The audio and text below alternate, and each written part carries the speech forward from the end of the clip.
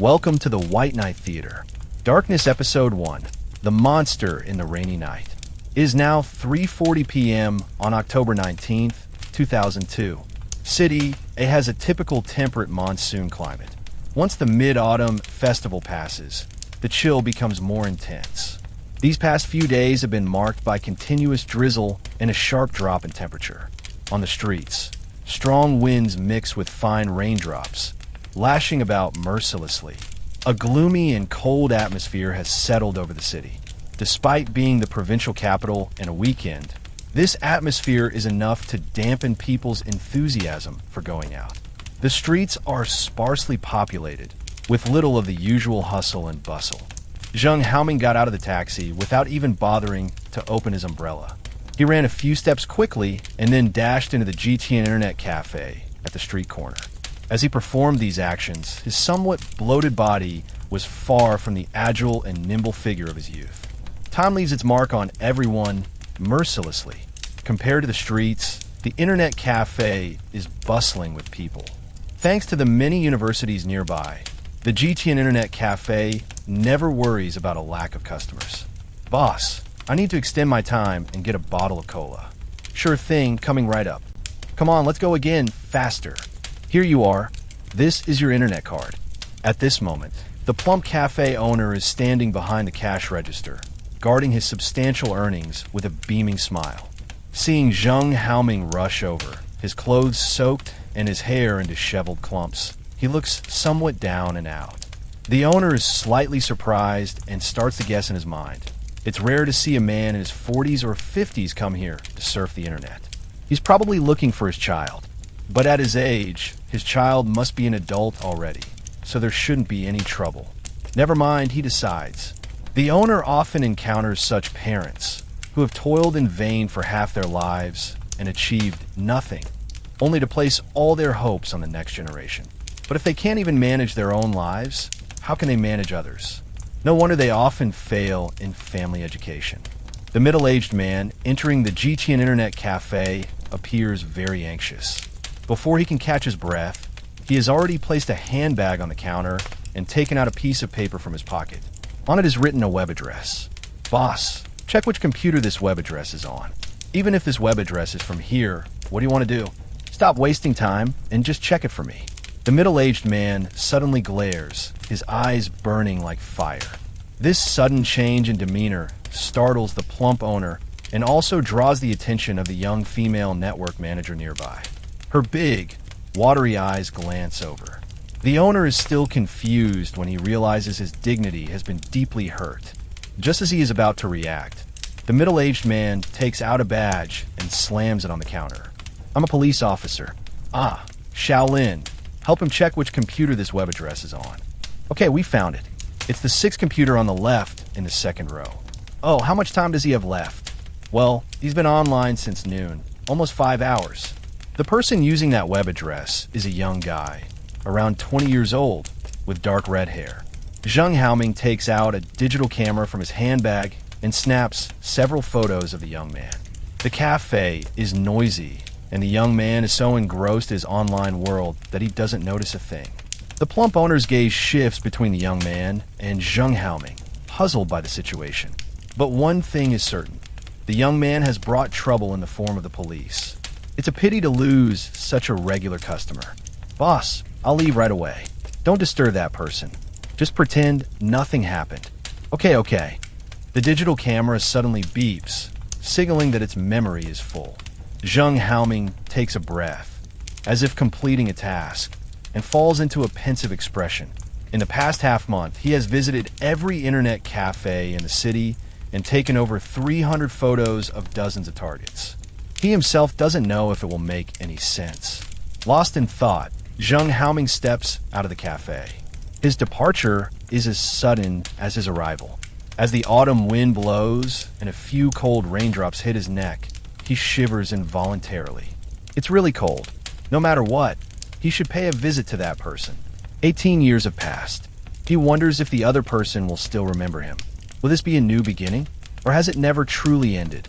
By the time Zheng Haoming finally reaches his destination, it is already completely dark outside. He checks the time. 8:17 p.m.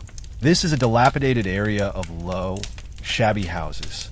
The narrow alleys are poorly lit by broken street lamps, casting a gloomy light. The air is filled with an unpleasant, damp smell. Just 100 meters away is the bustling commercial district of the provincial capital, where neon lights flash and people gather in restaurants, shopping malls, and nightclubs, enjoying the vibrant nightlife. In contrast, where Zheng Haoming stands feels like a forgotten corner of modern society. The rain continues, and the alleyways are filled with dirty puddles. Ignoring them, Zheng Haoming wades through the water and walks straight to a low house. After verifying the address, he gently knocks on the wooden door. A dry, hoarse voice comes from inside. Though the speaker uses all his strength, the volume is still very limited. Yet, the voice is so grating that it seems to scrape against Zheng Haoming's eardrums, making his scalp tingle. Who is it? I'm a police officer. After a moment of slight noise and an eerie wait, the wooden door of the small house opens inward. By the dim yellow light from inside, Zheng Haoming sees a ghost-like figure appear before him. Despite being mentally prepared, his facial muscles still twitch involuntarily. On such a night, in such a desolate place, encountering such a monster would make anyone feel uneasy. Indeed, this is a monster. He is hunched over, bald, with no hair on his head, only patches of dark brown, old scars. His face is pockmarked, like a lump of trampled mud, with no intact skin. His features are even more horrifying. His eyes are slanted, with scars around the eyelids. Most of his nostrils are missing, revealing a dark cavity. His upper lip is split like a rabbit's, showing broken, yellowish-brown teeth. Zheng Haoming takes a deep breath, adjusts his emotions, and then calls out the monster's name, Huang Xiaoping. Officer Zheng, how can your voice be like this? I didn't expect you to recognize me. After all these years, you still remember me. How could I forget? I've never forgotten. That's why I came to find you today. The two, one a police officer and the other a monster, stand facing each other in the drizzling night. Their gazes seem colder than the wind and rain, as if freezing the very night itself. After a long while, the monster's voice breaks the silence. Goming. Huang Xiaoping turns and walks deeper into the house, struggling with a pair of crutches. It turns out his legs are also disabled. Zheng Haoming silently follows Huang Xiaoping. Under the dim yellow light, he begins to observe the surroundings. The house is small, about 10 to 15 square meters. A small room near the entrance has a stove and cookware, presumably the kitchen. Further inside is the living area, very sparsely furnished. A bed, a table, a few chairs, and the only valuable item is a 21-inch old TV. Zheng Haoming feels a pang of sorrow. He can imagine how Huang Xiaoping has endured all these years in such a difficult situation. How could he bear that pain and loneliness? Zheng Haoming's brows furrow, pulling at the corners of his eyes and creating deep crow's feet. They shouldn't have to live like this. He deserves a good life. It all stems from that sin 18 years ago, and as a police officer, I still can't bring myself to face that sin. Officer Zheng, you came to see me suddenly. Do you have new clues? Well, I do have some clues, but I'm not sure if they're valuable. Take a look at the photos in this digital camera. Do any of these people seem familiar to you? Darkness Episode 2, The Death of Zheng Haoming. On a rainy night after the Mid-Autumn Festival, Zheng Haoming arrived alone at Huang Xiaoping's residence. 18 years had passed since that incident. When Zheng Haoming faced Huang Xiaoping again, confronting the ghost-like, terrifying monster, he couldn't help but feel a chill. Inside the dilapidated and shabby house, Huang Xiaoping browsed through the photos on the digital camera, gradually revealing a disappointed expression. No, these people are all too young. They couldn't have been involved 18 years ago. I know, but I've waited for so many years, and finally I've got this lead. I don't want to miss any detail. You should take a closer look. Maybe it's not the same person, but they might be connected to him in some way. What kind of feeling? Yes, what kind of feeling? If it's not the same person at all, then what kind of feeling am I asking him to find? Is my request too demanding? These people in the photos, who are they? Why am I saying so much to Huang Xiaoping? He has no idea. He was just an innocent victim in that tragedy years ago. Officer Chun, you should get plastic surgery. Surgery? Where do I have the money? I survive on relief funds and by scavenging on the streets. It's already a miracle that I'm still alive today. True. You've seen these photos. If you think of anything later, contact me. Maybe I'll come back again. Huang Xiaobing said nothing more. He stood up with his crutches, signaling that it was time for his guest to leave. 2 days later, at 10:45 a.m. on October 21st, in the office of Han Hao, the captain of the Criminal Police Brigade of City A's Public Security Bureau, the heavy atmosphere was almost suffocating. What? Say that again. The South City Police Station just called. Teacher Zheng Haoming was murdered. What's the situation? According to the officers from the South City Police Station, they received a report 10 minutes ago about a homicide in their jurisdiction. The first batch of police arrived at the scene 5 minutes after the report and found that the victim was Teacher Zheng from our team. They immediately called to report the case. The details are still being investigated. Head to the scene immediately. Captain Han, there's another special circumstance. The person who reported the case is also a police officer. From the North Police Station?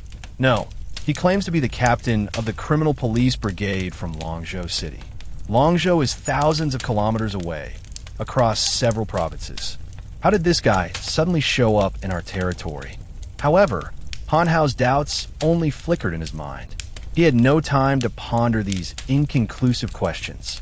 On his way from the office to the car, Han Hao called to mobilize the Bureau's best forensic doctors, top criminal investigation experts, and the most capable search and arrest forces. Everyone would rush to the crime scene as quickly as possible. The news of Zheng Haoming's death was like a bomb detonating, causing a huge uproar within the entire public security system of City A. It was not only because of his identity as a criminal police officer, but also due to the honors and reputation he had accumulated over his nearly 30 years of service. At 48 years old, Zheng Haoming joined the Criminal Police Brigade of City A's Public Security Bureau at the age of 23 and quickly made a name for himself by solving major and bizarre cases, capturing dozens of notorious criminals. Although his limited education restricted his promotions, he had long become a legendary figure within the police force. In recent years, due to his age, Zheng Haoming gradually stepped back from the front line, but almost all the young officers in the brigade were trained by him. It would not be an exaggeration to say that Zheng Haoming was the symbol of City A's Criminal Police Brigade. Even the hot-tempered Captain Han Hao had to respectfully address him as Teacher Zheng. The murder of such a figure was like a knife stabbing into the hearts of all the police officers. For Han Hao, the wound was especially deep. Drive faster. The blue and white police car, with its siren blaring, sped through the ring road at nearly 100 kilometers per hour. Vehicles on the road moved out of the way, and passers-by whispered to each other, "What kind of murder case is this? Look at how fast the police car is going. I wonder what happened. Never mind, let's go." 2 years ago, Zheng Haoming bought a commercial apartment in the city and moved his family into the new house. The old dormitory allocated to him by the Public Security Bureau was left vacant. However, the old house was not entirely unused. Sometimes, when he worked late on a case, Zheng Haoming would return there to rest for the night. First, there were many colleagues around, making communication and action more convenient. It also avoided disturbing his wife and daughter, who were already fast asleep. Over time, the old house gradually became his second office. According to the report from the South City Police Station, Zheng Haoming was murdered right here. This residential area consisted of old-style brick-mix structures. Zheng Haoming's residence was on the 3rd floor of building number 7. A young police officer from the local station was guarding the entrance. Before the police car had even come to a complete stop, Han Hao jumped out and hurried upstairs. Upon reaching the 3rd floor landing, he saw 2 more officers guarding outside Zheng Haoming's apartment. These officers recognized Han Hao and greeted him respectfully. "Captain Han, you're here." "Good. Why are you all standing outside?" "We're not quite sure about the situation. The person inside won't let us in and told us to guard the entrance." This young officer was telling the truth. After receiving the command from the 110 Command Center, they rushed here immediately. However, the person inside refused to let them approach the scene and revealed his identity as a criminal police captain. They were confused and didn't know whether he was there to investigate the case. With no other choice, they stood guard outside and called the city's criminal police brigade to report the situation. Han Hao, of course, was unaware of these details. Although he had many questions in his mind, he didn't need to ask anything further. Instead, he directly entered the apartment to see for himself. It was a two-bedroom apartment. To the left of the entrance was the living room, and to the right was the kitchen. Zheng Haoming was lying on his back on the living room floor, with a large pool of blood from his neck down. He had clearly been dead for some time. Another man was kneeling on one knee beside the body, closely examining a scattered kitchen knife on the floor. Since it was an old building, the ventilation was not good, and the room was filled with a strong smell of blood. Han Hao stopped a few steps away from the door and furrowed his brows. "Who are you?" At that moment, Yin Jian also walked into the room and stood behind him. As Han Hao was asking the question, the strange man inside turned his head. He was in his 30s, thin, with thick eyebrows and straight hair. His eyes, though not large, were extremely sharp. Seeing Han Hao and Yin Jian, the man gestured with his left hand for them not to come closer. Meanwhile, he reached into his jacket with his right hand and threw a document over.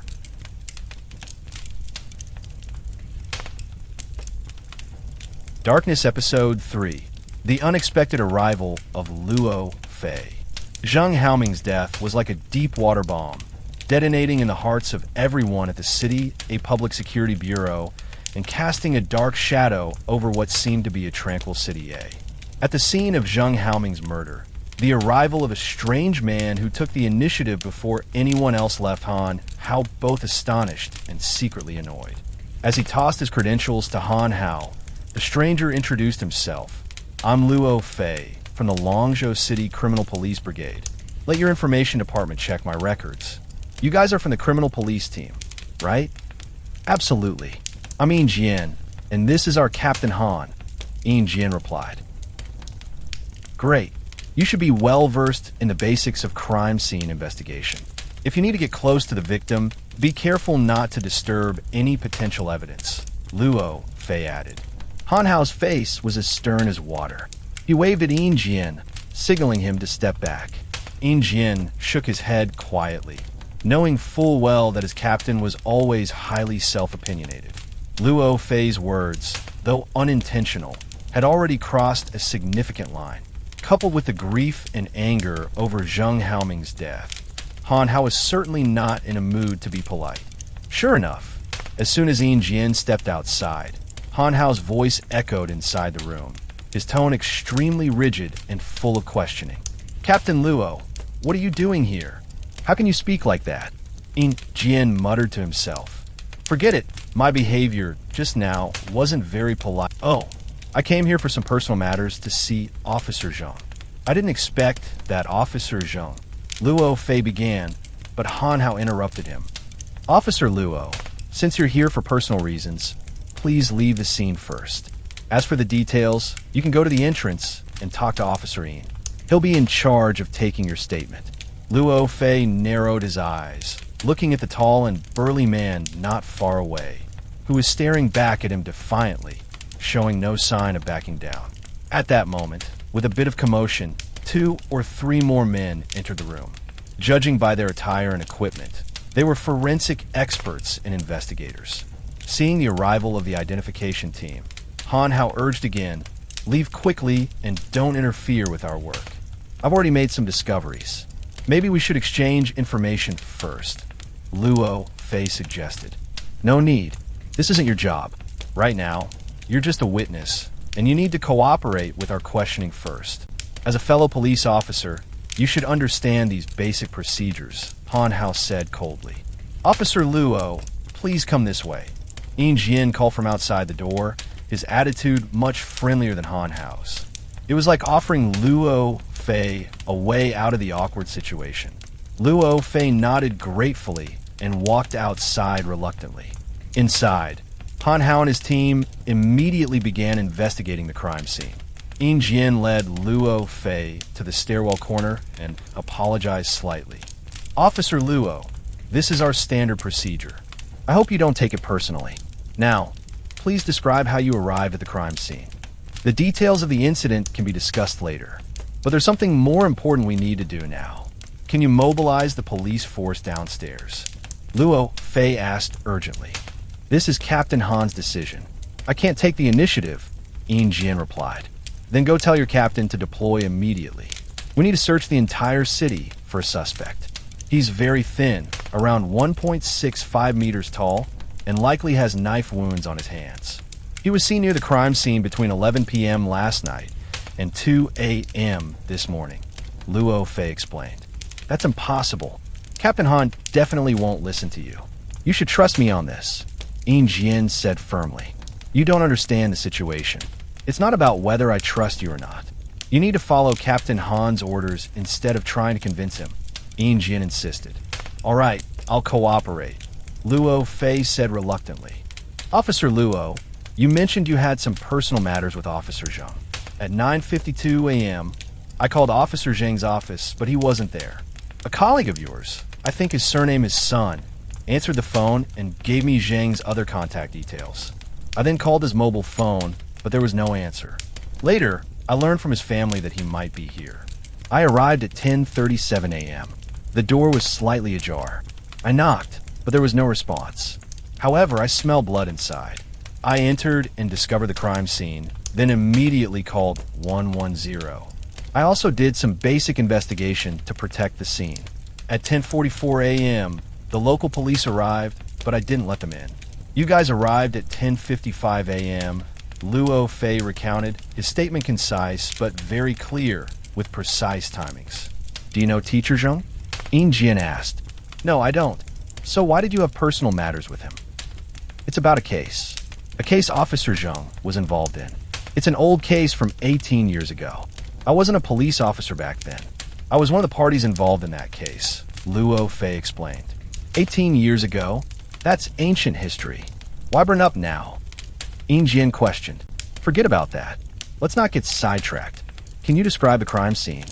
Luo Fei asked. You mean you think Teacher Zheng's death is related to that case from 18 years ago?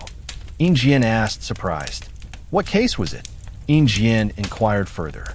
How long have you been with the criminal police team? Luo Fei countered.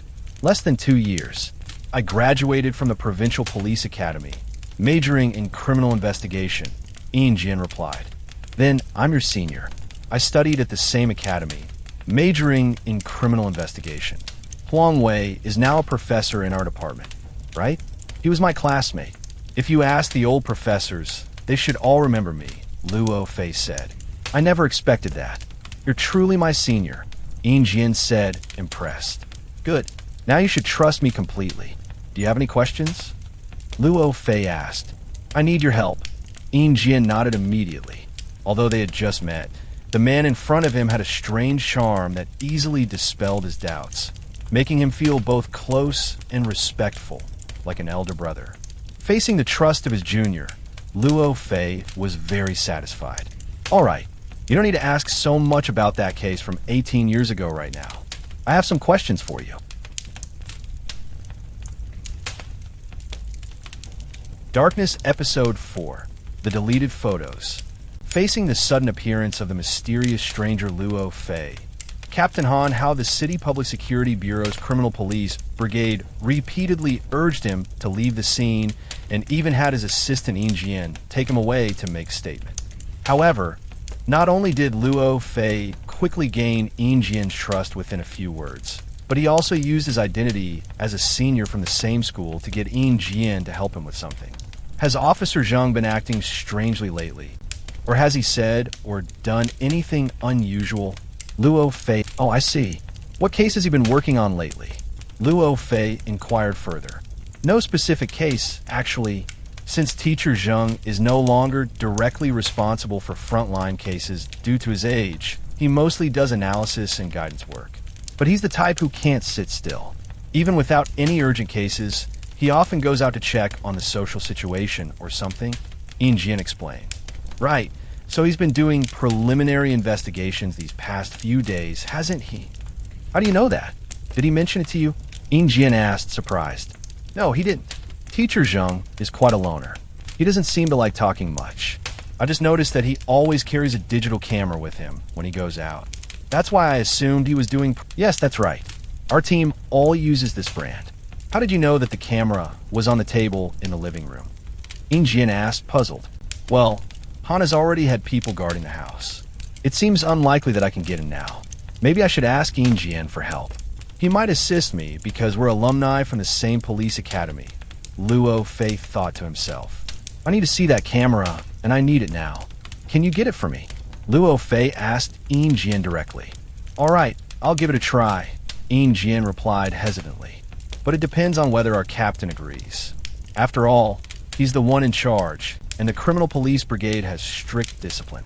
I can't push too hard. I hope he doesn't disappoint me, Luo Fei muttered. However, Yin Jian did not disappoint Luo Fei. When he emerged from the house again, he was holding the silver-gray Nikon camera. Look, I can show you the photos inside, but you can't touch the camera. That's what Captain Han instructed, Yin Jian said, already wearing gloves. As he spoke, he displayed the camera screen to Luo Fei. As Yin Jian operated the camera, photo after photo appeared on the screen. Luo Fei watched intently, sometimes asking him to pause while he furrowed his brows in thought. At other times, he took out a notepad and pen from his pocket and jotted something down. This process took about half an hour, during which Luo Fei reviewed all 300 or so photos stored in the camera. All right, although there are many photos, the pattern is quite clear. There are some suspicious points worth paying attention to. More importantly, we have at least one valuable clue now, Luo Fei said. Yes, there's a pattern. All the photos were taken in internet cafes, and the subjects were unaware they were being photographed. There are 57 people in total, mostly young, but it doesn't seem like there's any more connection among them. Teacher Zheng must have been looking for something among these people, Yin Jian summarized. There's one thing I forgot to mention, Luo Fei said. It's not 57 people. It should be 58. Did I count wrong? Yin Jian asked, puzzled. You didn't count wrong. There are indeed 57 people in the camera now. But did you notice the file names of the photos? Ah, they're numerical codes, automatically generated in the order the photos were taken, Yin Jian replied. Indeed.